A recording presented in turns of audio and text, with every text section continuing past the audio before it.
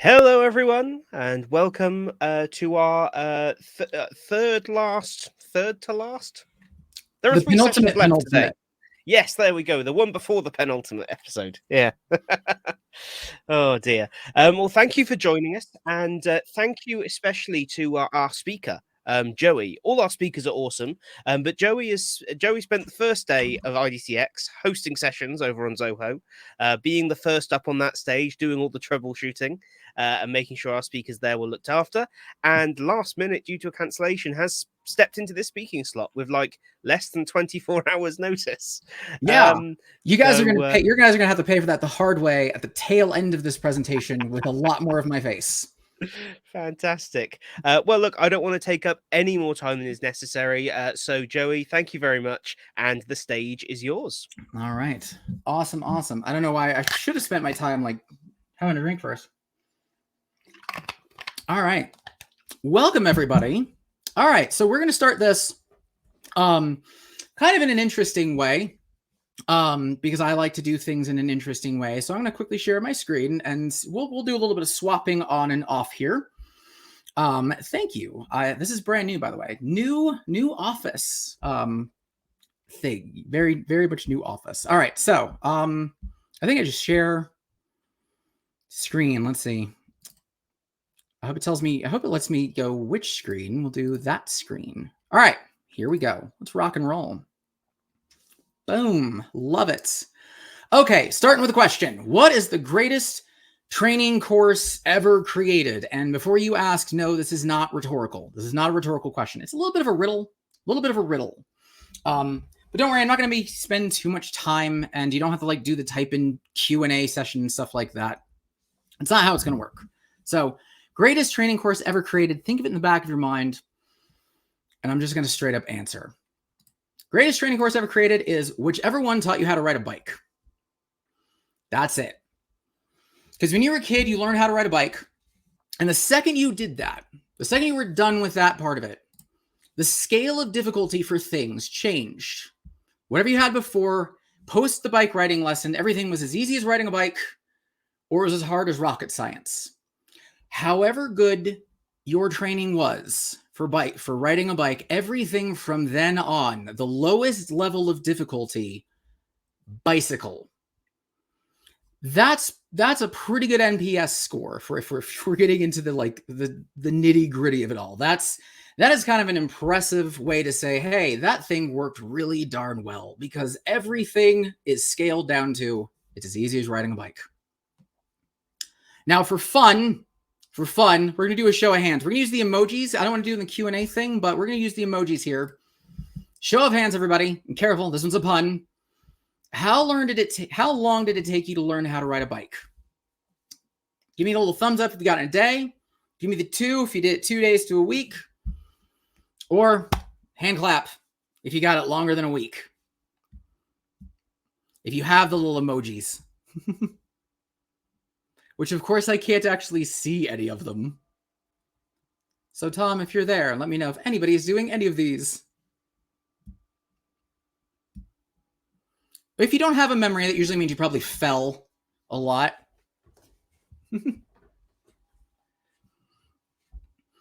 Fair enough. All right, so we might be slightly waiting on a little bit of a delay between us and the audience there. That's okay. I don't know how long the delay is. Not usually too long. Oh, there we go. There we go. Now. All right. Got a day, 2 days to a week. Not sure if I remember this as well. For me, it took 2 days to a week. Fell a lot, still fall. Now,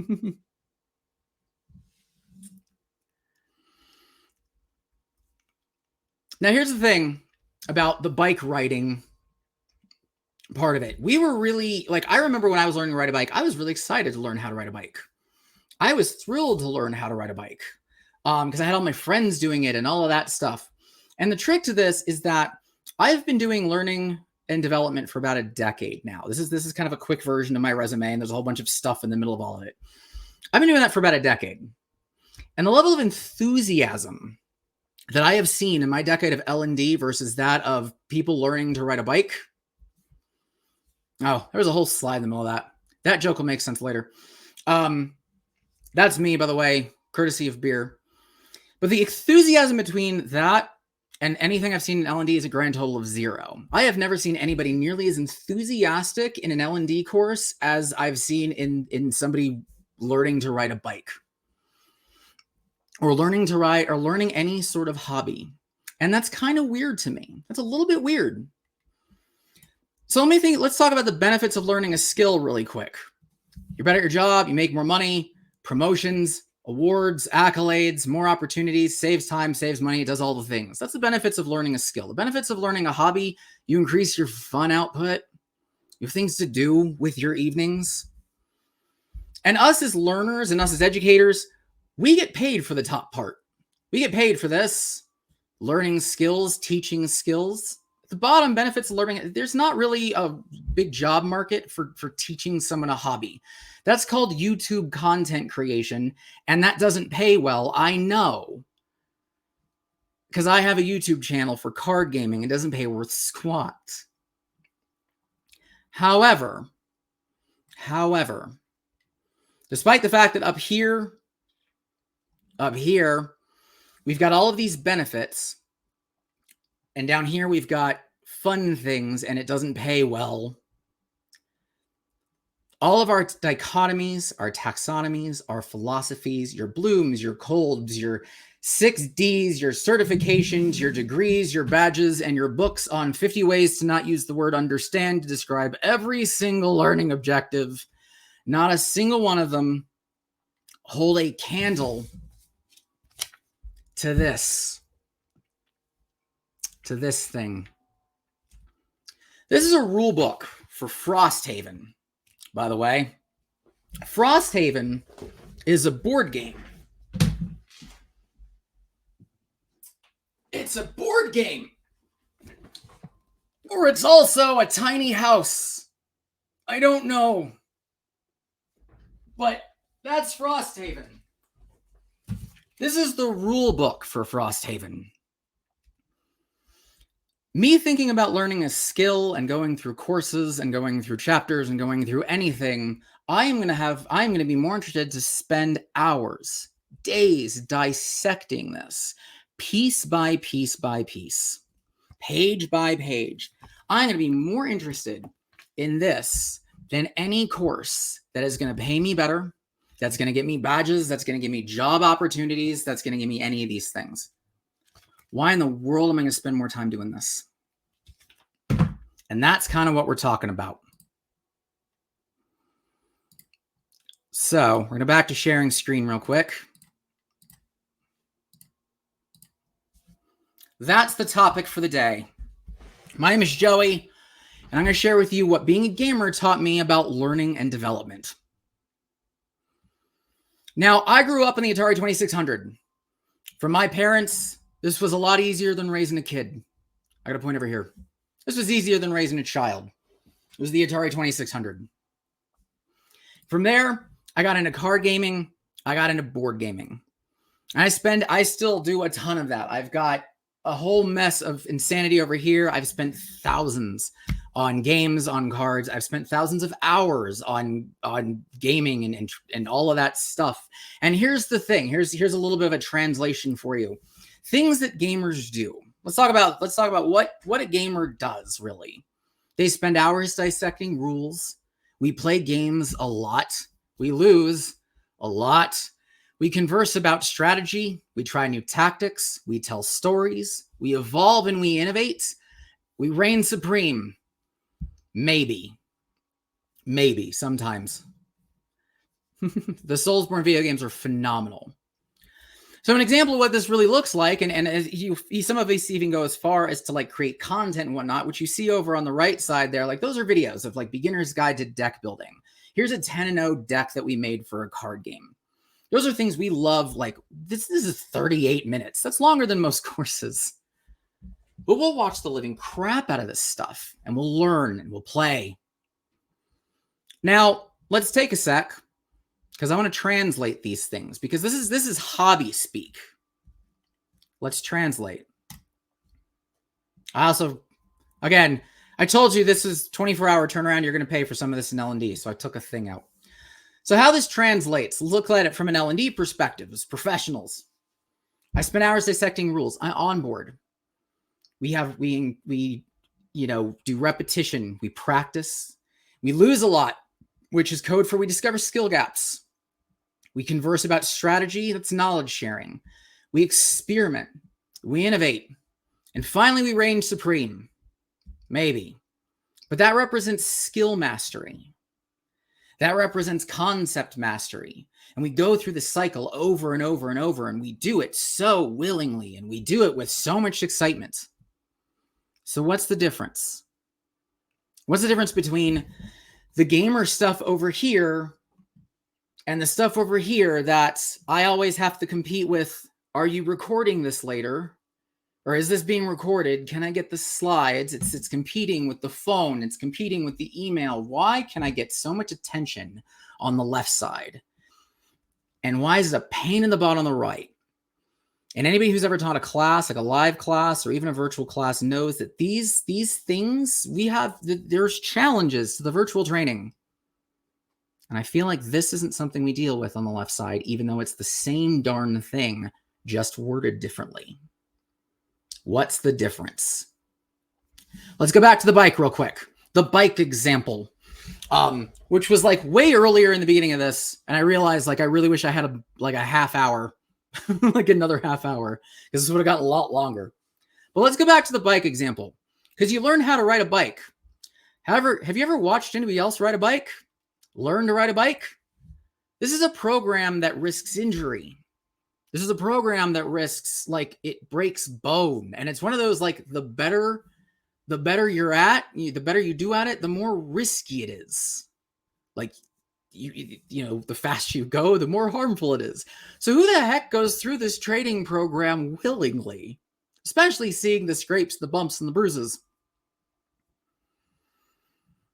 Yeah. Whose goal is the learning? Right side, we want to learn. Left side, we want to perform better in the game. We'll talk about why that is in just a sec. But back to the bike. Who the heck goes through this willingly? When I was told you're going to learn to ride a bike, when I was, I was like, hey, you want to learn to ride a bike? I didn't respond. With, I feel with this knowledge that I'll be able to leverage a mode of transportation that will get me from point A to point B in less time, increasing my fun output by at least 50 to 75%. Now, where's my apple juice? It's not a conversation I had as a kid. I didn't get that learning. I'm not translating my world into learning objectives. I'm not a 3-year-old looking at my Schwinn saying, I can't wait to get to my friends faster. But this is in the realm of skills. This is in the realm of the things that we tell learners as far as, here's what you're going to be getting out of this course. Here's what I'm going to be selling you on. It's not this. This isn't what I'm looking at. This isn't the conversation I had when I learned to ride a bike. You know what I was doing when I was learning to ride a bike? You know what I was thinking? I can't wait to go downhill as fast as humanly possible. I can't wait to show my friends. I can't wait to build ramps. I can't wait to say, yeah, Mom, I'll wear a helmet, and then not wear a helmet. That's what I was excited about. That's what I was thrilled to do. And that's all I'm thinking about. I'm not thinking about this other stuff. I don't care. That's not in my head. So here's the thing that's extra. Here's the additional thing. Emotional investment. It's the emotional investment that I have. I'm excited to be a part of this because I've got something in the back of my head. I don't care about the benefits. I'm not thinking about that. I'm thinking, yeah, I want the Superman cape to fly out behind me. The difference between learning a hobby and learning a skill is, as a hobby, I'm telling stories. As a gamer, I'm telling you stories. I'm telling strategies. I'm talking about that wild play. I'm talking about that bizarre throw of the dice. I'm talking about that cool moment where I shoot something down and a big, holy crap, things happened and I was not expecting that. And I can't wait to share that joy and that discovery with everyone else. Rocket science skills, that's knowledge sharing. We call that knowledge sharing. And the stories aren't exactly as fun half the time because we really don't. We try to encourage good things in the office and positive vibes. We shouldn't be talking about clients the ways that we do sometimes. But if we did, we'd spend hours doing it. And we'd get lost in that. And I know this. I used to work in a building that had a law firm of sorts associated with it. And every time there was a happy hour, everybody would race to happy hour. All the lawyers would race to happy hour, and they would just start telling stories about clients. And at the end of the day, these are knowledge share moments. These are knowledge sharing moments of here's a challenge that we uncovered, and here's a situation that occurred, and here's how we fixed it. But we're saying it in ways that are hilarious and probably a little bit unprofessional, and that's okay. Because we love the story and the experience and that emotional investment to things. We love the idea of flexing the ego. I'm hoping this thing shows. Let's go. I'm trying to get this thing to show up. I hope you guys could see it. Hold on. Are they seeing the screen? There we go. I'm also seeing this like on a delay. I apologize. We love the opportunities to flex our ego. That's the kind of stuff that gets us jazzed. That's the kind of stuff that makes the hobby so much fun. And we don't get to flex the ego that much. Yeah, we get the awards and we get the accolades. Those are neat. But there's not really so many opportunities to flex and to be excited and to show that emotional investment thing that we do. That's why if you look on LinkedIn, I think one of the best examples of it is looking on LinkedIn and anybody who's really excited about an award or getting a certification. They don't just say, hey guys, I got a certification. Hey guys, I got a degree. Hey guys, I got a job. No. I worked my ass off for this. I spent years, I took classes, it took months, I did all these papers, I did all this work, and all of that led to the thing, the payoff for the emotional investment. That's the thing. That's the difference here. I'm going to go all the way back up. That's the benefit of learning a hobby that beats the daylights out of learning a skill. The payoff comes in the form of flexing the ego, and everybody wants to hear it because it's fun, because it's cool.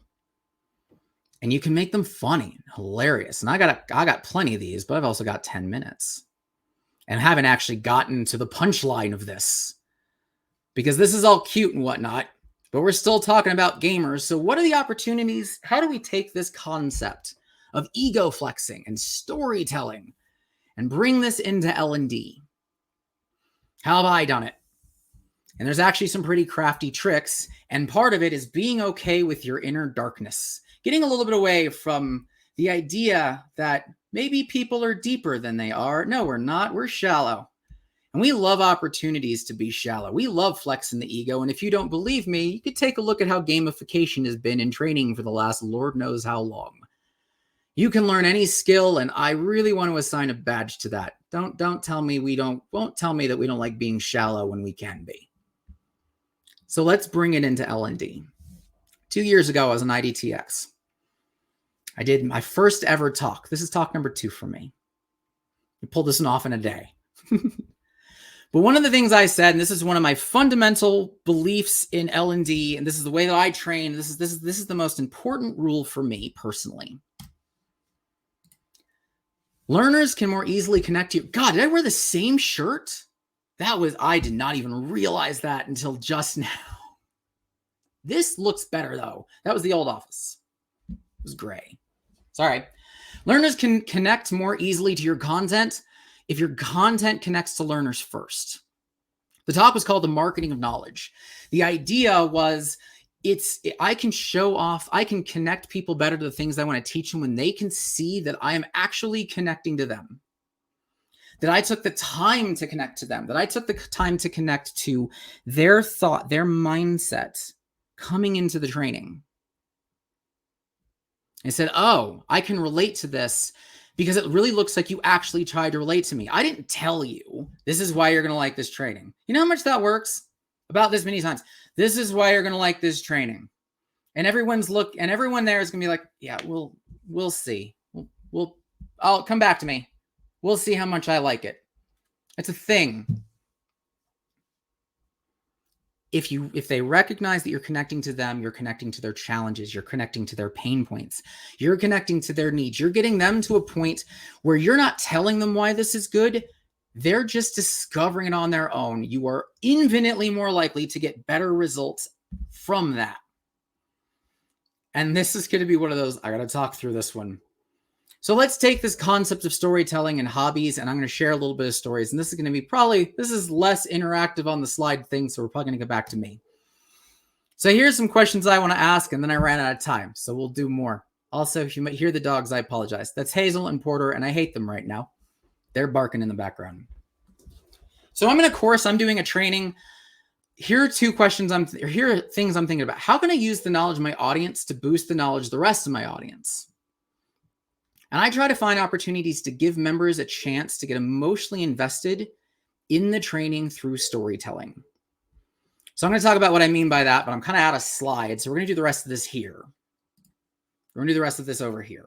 Hello, everybody. So what do I mean by using the knowledge of my audience to boost others? How many times have you had a training, or how many times have you delivered a training? Okay, you can't hear the barking. Good. Bark, bark, bark. There you go. That's what I was mad at, just so that pays off.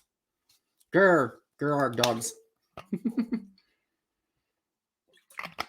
So what do I mean by boosting or using the knowledge of my audience to boost the knowledge of the other, the rest of the audience? This is the stuff I love doing in like live trainings, virtual or whatnot.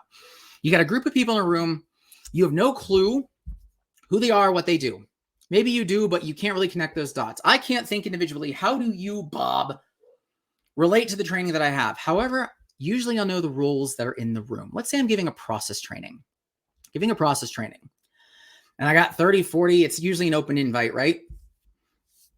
I've got people who are needing to learn the training, needing to learn this new process and needing to enact the new process. And I got people over here who are dealing with the negative effects of it. I've got the managers. I've got the ones who wrote the thing and they know why they wrote the thing. They're your storytellers. They're the ones who are emotionally invested because they're the ones who have had to deal with the crap that's happened that usually leads to a process. They're the ones that have to deal with, if you don't do this right, these are the problems that I face. Don't tell everybody that. If you have an opportunity to get people in the room talking, give them the chance to complain. Let them bitch. Why are these processes important? Hey, guys who wrote the training. Hey, managers who have to deal with the negative effects. Talk about some of the negative effects and let them go. Let them go ham. One of my favorite questions to ask at the beginning of scoping for a training is, what are the negative impacts to you if we do this wrong? What happens if the training goes poorly? And you get a whole lot of truth all of a sudden. You get a ton of truth from the developers, from the tech guys, from support, from managers. Oh man, I have to do meetings. I have to do talks. I have to show up on discovery calls. I'm getting emails constantly. They get emotionally invested because they don't want to do it. They complain, and it's great because you get a lot of truth from that. And then suddenly these guys who don't need to be a part of the training suddenly are involved in the training. And the other people who are learning, they feel that and they become more invested in it. They're telling stories. Here's something I did. I used to do a lot of application training. I taught applications. I taught marketing apps. And I would have sales in the room along with database programmers. And if you thought oil and water didn't mix, sales and database programmers do not mix in the same room. You cannot train the two. When I'm talking about value propositions, the database guys, the ones on the email and on the phone. And when we're talking about best data practices, the sales guys are doing the same thing. Email, phone. How in the world do you get them together? And that's kind of why I liked the gamer aspect of it. because I feed the audience off of each other and I use the storytelling. I use the flexes of ego.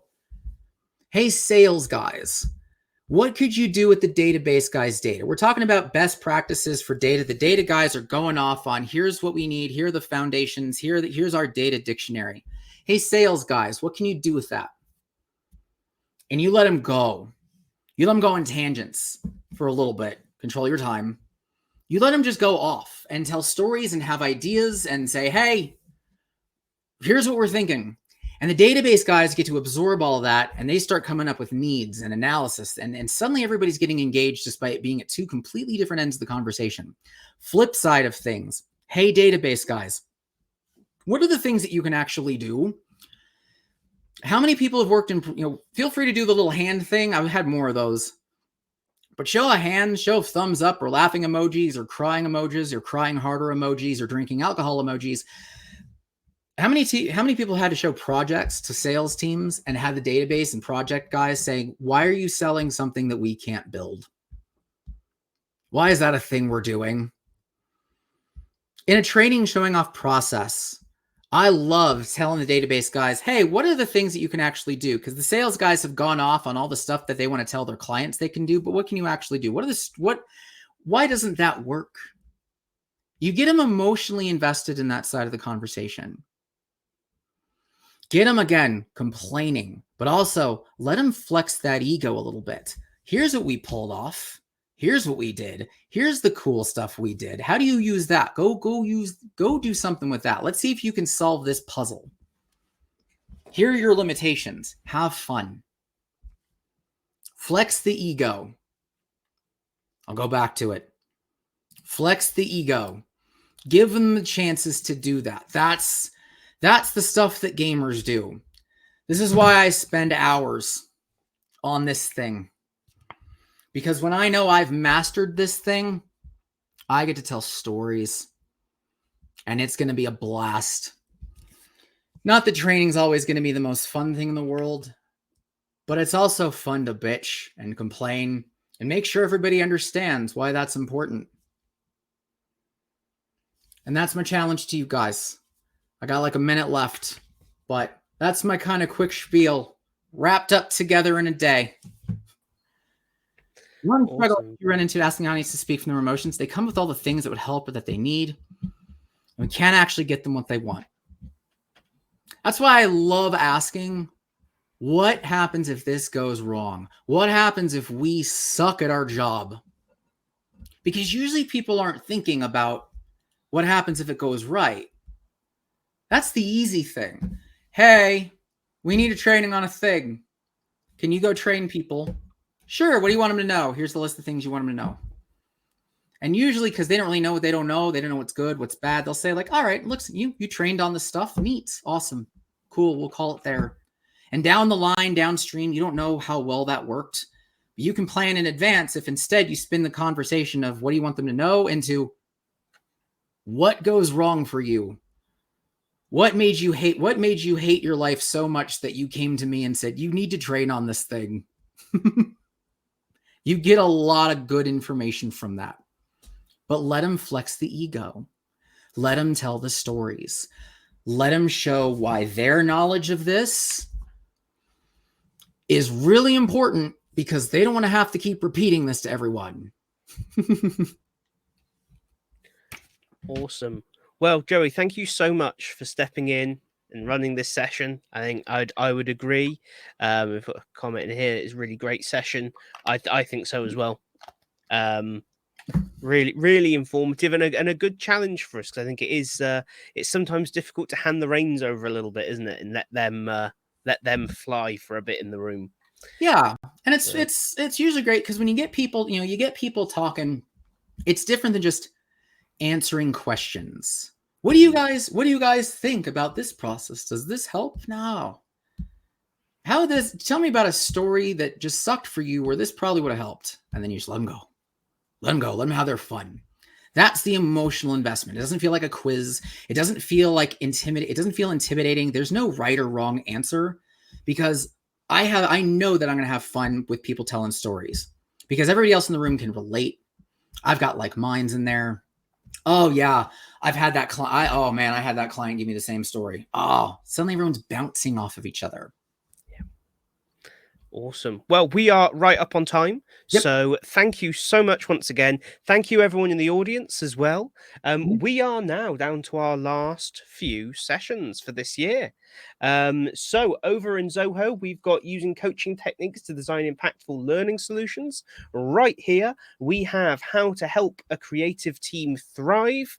Obviously, I'm looking forward to this one. And then after that, we do have a slight gap between the end of this session and our end of day keynote, but our end of day keynote will be upskilling L&D assessment and evaluation with Karen North. So until then, lovely seeing you. We'll see you soon. Cheers, everybody.